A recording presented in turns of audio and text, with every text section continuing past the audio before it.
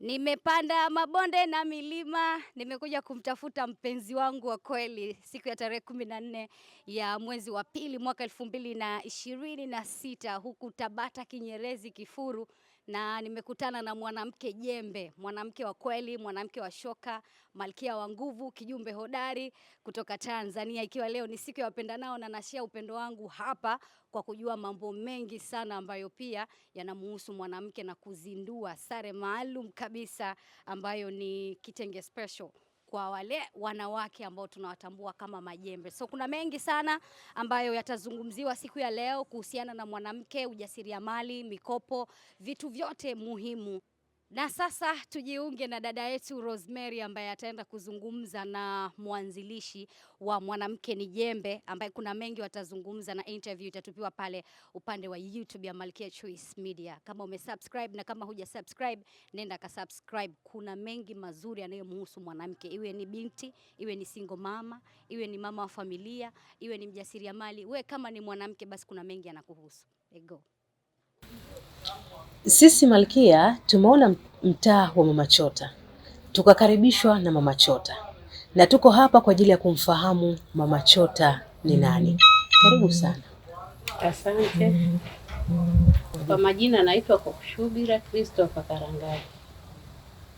Nimezaliwa mkoa wa Kagera, wilaya ya Karagwe, kijiji cha Nyakanga, kwenye familia ya mzee Christopher Karangaji. Ndio. Nimesoma primary. Nadhani primary nilimaliza mwaka 1991. 1992 nikawa nimepata nafasi ya kujiunga na chuo cha nursing hospitali ya wilaya ya Karagwe.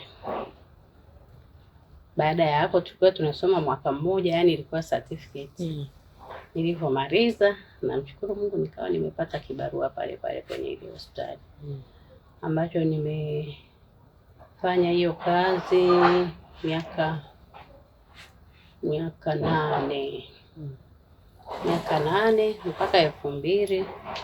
Nilipofika 2000 ndo nikatoka Karagwe nikahamia hapa Dar es Salaam. Nilipohamia hapa Dar es Salaam na kuja hapa Dar es Salaam nilimfuata mwenzangu ambaye ni mume wangu, baba wa watoto wangu. Nimefika hapa mjini 2000. Nikabahatika kukaa pale. Tulikuwa tunaishi Tandale Uzuri wanaita. Tulikuwa tunapanga pale. Baada ya miezi kama 3 hivi nikawa na ujauzito, lakini nikawa nahangaika huko na huko natafuta vibarua. Sehemu labda naweza nikapata hata kujitolea ile kazi yangu ya hospitali na nini. Lakini sikuweza kufanikiwa. Kile unakoenda watakwambia mshahara 60,000, 80,000. Kipindi hicho sasa. Kipindi hicho. Na ukifikiria sasa na nauli na chakula, nikawa napata shida kubwa sana. Baada ya hapo, ile nyumba niliyokuwa napanga ilikuwa na uzio kama huu. Si kubwa kama ni Wachaga walikuwa wanauza maji. Sasa nikapata wazo, nikasema kwa sababu hapa kuna mwingiliano wa watu, naweza nikaweka hata meza, nikauza sukari, nikauza mafuta. Kule Manzese Uswahilini walikuwa na vibaba fulani hivi, tunapima mafuta ya 50, ya shilingi ngapi sikumbuki sana, lakini basi kwa hiyo nikachukua meza, nikanunua kiroba cha sukari, nikanunua dumu la mafuta, nikanunua chumvi, baadhi vile vitu vidogo vidogo tu matumizi ya nyumbani. Nikanunua, basi wale watu wakija kuchota maji basi wananunua unga, labda wananunua mchele, wananunua nini. Basi mtaji ukawa umeongezeka. Ulipoongezeka nikaenda kutafuta frame jirani. Nitafuta frame nikailipia. Hapo nimeshajifungua na ninaishi na mdogo wangu. Lakini kadri siku zinavyoongezeka nikaona bado kuna kitu cha kuongeza. Nikawa namwacha mdogo wangu pale, tukiamka asubuhi tunafanya usafi, tunakunywa chai. Namwacha mdogo wangu pale kwenye frame, mimi naenda Kariakoo. Nilikuwa baki kama 1:20. Kaamua kwenda Kariakoo. Kipindi hicho nikawa nanunua vyombo mautipoti, vyombo vya kawaida na wakopesha wa mama wa mtaani. Ndio. Nanunua vitenge, nakuja na wakopesha. Nguo, yani wale wa mama, yeye anaweza akamka asubuhi akisema anataka glasi. Wewe unakimbia Kariakoo, unarudi unamkopesha. Kila siku anakuletea shilingi 1000. Basi ikawa ni hivyo. Huyu anashinda kule, mimi nashinda Kariakoo. Basi nikifika naanza kuwatafuta, huyu ameniagiza hiki, huyu ameniagiza hiki, ili mradi tu oda ya siku hiyo iishe. Jioni tunaendelea na kupika na nini, kesho yake hivyo hivyo. Mwisho wa siku kweli nikapata hela. Baada ya hapo tukawa tumehama kutoka Tandale tukahamia Tabata Chang'ombe. Tulipohamia pale sasa nikaona ile biashara ya uswahilini sitoweza tena. Nikakaa. Baadaye pale tulikokuwa tunapanga ilikuwa ni nyumba ya dada yangu. Kwa sisi tulikuwa tunapanga kwenye mabanda ya nyuma. Kwenye ile nyumba kwa nje kulikuwa na barabara ya kutokea Mawenzi. Chang'ombe unatokea Mawenzi. Kuna mti mkubwa wa mwembe. Nikamuomba dada yangu, nikasema naomba hapa niweke meza niwe nauza genge. Akasema haina shida. Wewe weka tu. Basi katengeneza kimeza. Nikaanza kuuza genge. Naenda asubuhi Buguruni, nanunua vitu nakuja. Mwisho wa siku wakanizoea pale. Japokuwa sasa mazingira ya Tabata tofauti na Tandale. Kipindi kile Tabata kila mtu yuko kwenye fensi yake. Kwa kuwapata ilikuwa ni shida. Wakawa wananizoea mdogo. Lakini bado mimi kama mlivyosikia historia yangu nilimaliza primary sikwenda secondary. Ndio. Katika pita nikaona pale Aroma kulikuwa na shule wanafundisha wanaita QT. Kwa wale ambao hawakubahatika kusoma sekondari. Nikaenda nikauliza utaratibu. Maana nilikuwa napita naona watu wazima kabisa wanaingia. Wakasema unaweza tu ni miaka 2. Na mimi nikaona naweza, kaona nitaweza. Kuna nini na pale Tabata na nini unapanda gari moja unafika. Na hapo familia umeshaianzisha inaendelea? Inaendelea. Basi mimi nikitoka namwacha mdogo wangu na mtoto wangu wa kwanza. Basi kwa hiyo ikabidi nianze hiyo QT. Kiamka asubuhi naenda Buguruni, nachukua vitu vya genge, nikishavijaza nikavipangilia vizuri, labda tunajipikirisha saa 8 ikifika huyo naenda shule kusoma hiyo nani ya QT. Kweli nikapata company. Nilipoanza ile QT nikakuta wamama tena watu wazima wananizidi mimi. Basi kwa hiyo tukapambana. Ilipofika baada ya mwezi kama 1, nadhani ilikuwa 2006 hapo. Baada ya mwaka kama 1 nikawa nimepata ujauzito ambao mwanangu sasa hivi yuko chuo. Lakini wakati huo tunajenga Kinyerezi. Basi ikabidi tuhamie Kinyerezi. Tulipohamia Kinyerezi ilikuwa ni pori. Ilikuwa ni pori na hamna usafiri. Na sisi hatuna usafiri. Sasa na ile hali ya ujauzito kidogo nikawa napata shida kwenda kule Aroma. Kwa hiyo nikaahirisha, nikajifungua. Nilipojifungua, lakini wakati nahamia Kinyerezi kumbuka na lile genge nimefunga. Ndio. Kinyerezi yani ndo kwanza. Basi nikasema sasa hii hela yangu nitaitumia.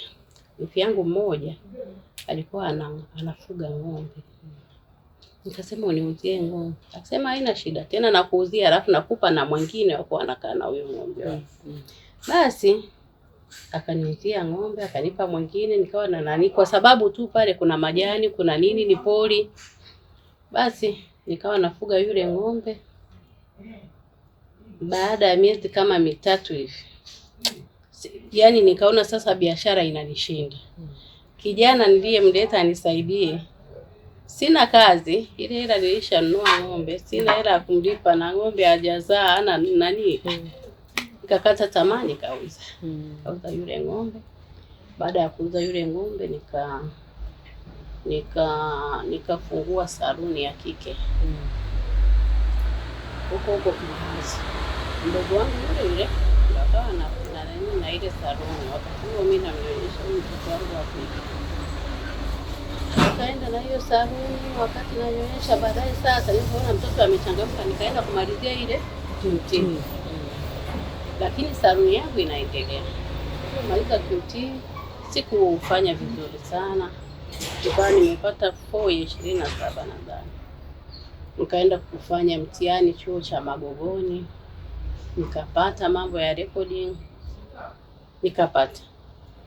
Lakini wakati nahangaika na ada na nini, yaani roho ikawa naona kama sintoweza usafiri, ada, sijui nini. Roho ikakataa kabisa, lakini nilikuwa nimepata kile chuo. Nikamwambia mume wangu nilioko siendi. Hapana bwana, wewe ukasema hapana. Mimi naenda kufungua duka la dawa. Nikaenda nikafungua duka la dawa pale kituo kinaitwa Saruni Mbuyuni hapa. Nimefungua duka la dawa, nikakaa nalo kidogo. Sikukaa nalo sana, na lenyewe nikaona kama vile mambo hayaendi. Kumbuka ile saluni ya kike bado ipo. Nikamchukua huyu wa saluni ya kike ambaye alikuwa hapo Kinyerezi Magengeni. Nikamleta hicho kituo cha Kinyerezi saluni. Nikaongeza mashine za kunyoa za wanaume. Kwa nikawa tunapambana hivyo. Kawaida tu tunapata hela kidogo sana, lakini bado mimi na nikawa inagoma. Pale Magengeni kulikuwepo na bibi ana nafasi kubwa sana, iko wazi. Sasa kwa sababu niliona kuna ule mzunguko,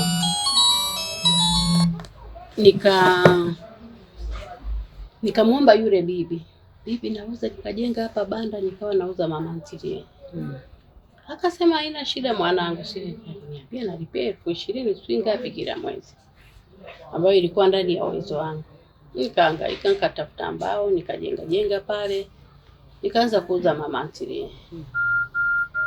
Nikauza mwezi wa kwanza, wa pili, wa tatu. Nadhani siku, unajua umeuza umechoka, ile jioni unasubiri watu wakulipe uende nyumbani. Nikaona wababa fulani wanapita, wanauza yale masufuria ya Sido. Yale makubwa kabisa. Yale makubwa. Basi nikaona wale wababa wanauza masufuria, nimewaita. Wakaniambia wanauza sio. Wanauza kama 60 matatu. Tukaongea mpaka nikayanunua yale masufuria. Niliponunua yale masufuria nilifurahi sana. Nikasema sasa kwa nini sianze catering? Toka siku hiyo niliporudi nyumbani nikamwambia mume wangu, bwana, mimi nataka nianze catering na leo. Akasema wewe hautaweza. Hiyo inataka mtaji mkubwa kabisa, hautaweza. Mimi nikachukua menyu zangu. Toka siku hiyo nikachukua menyu ya mtu mwingine nikakopi. Mama Chota Catering and Deco. Nikaanza sasa. Kipindi hicho sidhani kama nilikuwa na simu pia. Lakini unapita kwa majirani, kwa marafiki nini, jamani mimi siku hizi napamba napika. Siku hizi napamba napika. Na mpaka mtu aje kuamini kwamba unapamba unapika, sio kazi ndogo. Siku ya siku binamu yake na mume wangu alikuwa na kipaimara Buza Tandika. Aliponipigia kunipa mwaliko nikamwambia na mimi siku hizi napika. Nina watu 200 kabla, nikasema nitaweza. Menyu ni 5,000. Kwa menyu 5,000 kwa watu 200 ni milioni 1. Furahi sana. Haya tukakubaliana, akasema kazi nitakupa. Kafika siku akanipa milioni. Nikamtafuta mama mmoja alikuwa anapika na yeye huko Kinyerezi, tulikuwa tumekutana kanisani. Kamwambia nimepata kazi ya chakula. Kumbuka sina mtoa huduma, sina mpishi, sina mtoa huduma wala nani, lakini nimepokea kazi. Nimepokea kazi. Basi nikamwendea yule mama, akanipigia bajeti ya chakula watu 200. Akasema sasa ungekuwa na vyombo 500 ni ya kwako, 500 ni ya kufanyia nini, ya kufanyia kazi. Akanipigia na hesabu za kukodisha vyombo. Kipindi hicho aliniambia tunaenda kuvikodisha Ilala au Namanga. Aliponipigia ile hesabu nikaona hivi kwa nini 500 kama kweli inabaki, nisiende Kariakoo nikanunua sahani. Kweli nikaenda Kariakoo nikanunua sahani 100, nikanunua vijiko, vile vijiko vyepesi sana. Huko nilinunua shilingi ngapi, lakini nilivinunua 100. Nikanunua na mabeseni fulani yapo mpaka leo na silver yana mifuniko matatu. Siku imefika, akaniletea mpishi, akaniletea kuhudumia. Basi tukapika, tukapeleka kile chakula Tandika. Sikumbuka nilitumia usafiri gani, lakini nadhani nilitumia gari la hapo nyumbani. Tumeenda Tandika, tumehudumia chakula vizuri tu, chakula kilitosha. Hila kilipoa. Si kwa sababu nilinunua mabeseni haya hayakuwa masefa dish. Hayakuwa ya plastiki. Ni ya aluminium. Mpaka sasa yapo. Yalikuwa aluminium, lakini si unajua yanapoza. Kwa hiyo kesho yake wifi yangu akasema, tunashukuru kwa huduma, ila chakula kilipoa. Siku nyingine ujitahidi utafute yale ya kuwashia moto. Nikasema haya, nashukuru. Sawa sawa. Siku ya siku nikapata tena. Kumbuka hapo nimemaliza, sina hata senti. Lakini nina nini? Nina vyombo. Siku ya siku nikapata tena kazi ya kupamba. Hiyo kazi ya kupamba ilikuwa kazi ya msiba. Wakanipa 100,000. Nikamtafuta mama mmoja. Huyo mama alikuwa ameniomba kwamba tuwe tunapamba wote. Alikuwa na idea kidogo. Alikuwa jirani yangu huko Kinyerezi. Basi akanipigia hesabu. Nilipopiga hesabu ya kijana ya nini iliyobaki, tukanunua majora 2, la papo na jeupe, ribbon, pini na nini. Kijana akaenda akapanga pale msibani. Siku ikapita. Tumemlipa kijana, lakini pia tumebaki na majora. Siku ikapita. Siku ya siku tena tukapata kazi ya kitchen party. Nadhani walitupa 2,500. Hiyo 2,500 tukapiga hesabu ya kijana, wanataka sui majora gani, tukaenda kuyanunua, tukafanya kazi. Tumefanya kazi. Mimi nakumbuka siku hiyo sikuwa nimeenda site. Yule mama ni mrokole. Akaniambia, akasema, jana tumefanya kazi vizuri, tumemaliza, lakini mimi sintokaa tena nifanye hii kazi. Kwa nini? Nimeenda kwenye kitchen party, wamama sio wanavaaje, sio wanachezaje, mimi sifanyi tena hiyo kazi. Sasa nikamwambia hapana, usiache, mimi nambembeleza kwa sababu yeye ndo ana wazo la upambaji. Akasema siwezi, unajua mdokora akishamua kitu. Akasema mimi siwezi. Nikasema haina shida. Basi tugawane. Tukagawana yale majora, nikamrudishia hela. Basi mimi yakabaki ni ya kwangu. Kwa hiyo biashara ikawa sasa ni ya kwako. Okay. Nataka kujua hili jina la Mama Chota. Ni mtoto wako anaitwa hilo jina au hiyo Chota ilitoka wapi? Ni Chota hili jina la Mama Chota. Chota ni mume wangu. Okay. yeye sio jina lake kusema ni jina special rasmi au nini. Kwa nilivyosikia yeye alizaliwa mweupe sana huko kijijini. Kwa hiyo sisi kijijini ukizaliwa mweupe wanakuita chotara. Basi akakuwa nalo la utani mpaka leo. Okay. Ni chota lakini sio jina rasmi, jina la utani. Okay. Basi na mimi nilivyo nani kwa sababu ndo nililozoeleka mama chota ndo mpaka leo. Okay.